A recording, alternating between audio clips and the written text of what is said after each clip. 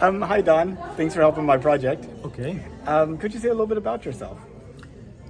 Well, I taught school for 39 years. I'm retired, doing some writing presently. And you write Westerns, Westerns, yeah, Christian Westerns. Christian Westerns. One of the things about Westerns that, I think about is the frontier.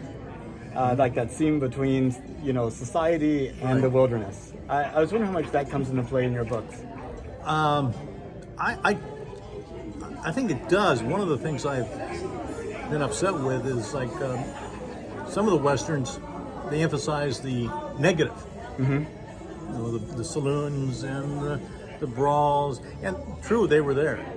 But there were also the cafes. In fact, the old Lone Ranger, he said they would not have a scene where they meet together in the saloon. It would be in a cafeteria or someplace like that. And there was that aspect. And who settled the towns eventually were the solid citizens. The families, Right. the people who were looking to make a better life and were just looking for a chance. Right. I feel also like the frontier also helped to enrich the cities and those stories yes, made it back. absolutely. I'm trying to think of his name, Jackson Turner. He said the frontier was the epitome of America. The frontier made America. And a lot of people getting kind of laughed at it in recent years, but they're coming back to that idea that the frontier put something in America's character. And with the essentially conquering the entire continental United States, it feels like we no longer have a physical frontier. Really, we don't. No, I mean, there's the ocean and space, and there's nothing really remote anymore. Maybe Antarctica. That's true.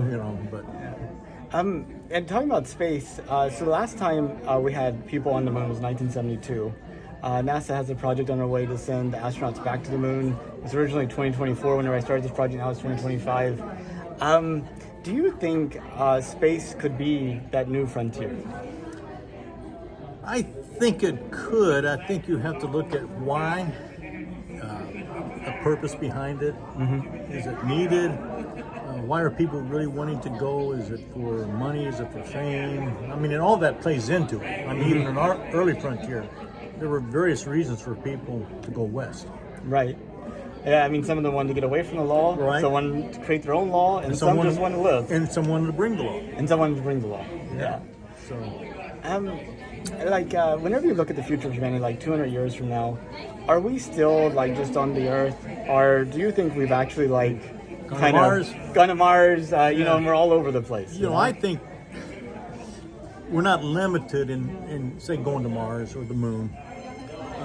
Whether we can actually establish a colony, so to speak, I don't know.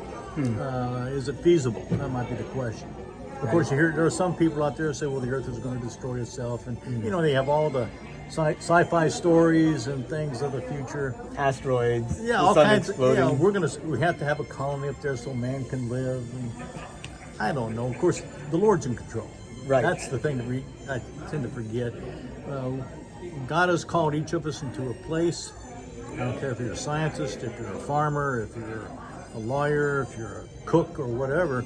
That calling is from Him, and we should be serving Him the best we can. Right. And we should be stepping forward the best we can.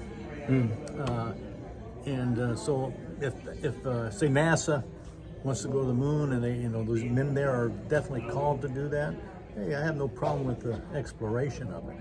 Exploration of the idea, anyhow. Would you take a trip to space if you could? No. Why not? Not anymore. Maybe if 30 years ago I would have said, oh yeah, but not now. No.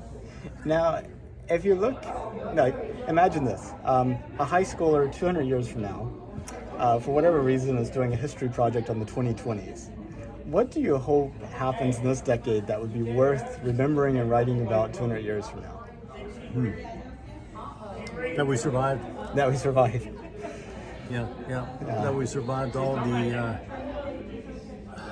craziness that is happening, the move away from God. Our Sunday school teacher taught today, there's a cycle. And that cycle keeps going downward unless something happens, and then it begins again. And hopefully we'll have this awakening and this renewal that'll take place. Otherwise, the cycle just keeps going lower and lower and lower. What do you think it would take to have that renewal?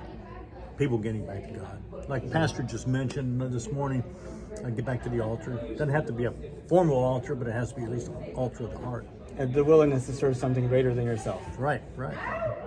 Well, Don, I really appreciate your time. I know we talked about a lot of things. I kind of see this as a time capsule for that high schooler 20 years from now. Maybe. Is there anything that you'd like to add that we didn't talk about? No, not really. I really appreciate your time. Thank you so much. Okay. Hey, thank you, man.